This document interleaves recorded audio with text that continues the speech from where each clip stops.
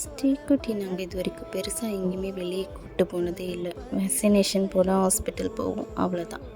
அதை தாண்டி அவரை நாங்கள் பெருசாக எங்கேயுமே வெளியே கூப்பிட்டு போனதில்லை. அதனாலையும் என்னமோ தெரியல, அவருக்கு போர் அடிச்சிடுச்சு போல். ரொம்ப நாளாகவே அவர் ஒரு மாதிரி டயர்டாகவே இருந்தார், அழுதுகிட்டே இருந்தார். சரி, அதனால் அவருக்காக ஒரு குட்டி லாங் ட்ரைவ் போகலான்னு வெளியே கிளம்பிட்டோம். இது ஆக்சுவலி சண்டே எடுத்த வீடியோ தான், கொஞ்சம் லேட்டாக போஸ்ட் பண்ணுறோம்.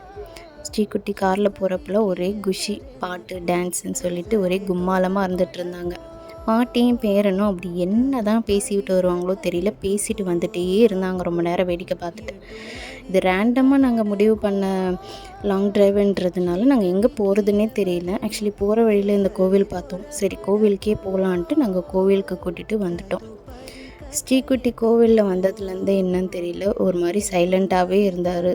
அவருக்கு இந்த பெரிய பிளேஸை பார்த்ததும் ரொம்ப பிடிச்சிருச்சு போல். அமைதியாக எல்லாத்தையும் எல்லா சாமி சிலையும் வேடிக்கை வந்துட்டு இருந்தார்.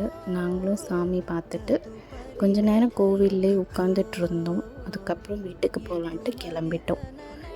இப்படி தான் எங்களோட சண்டே ஈவினிங் போச்சு.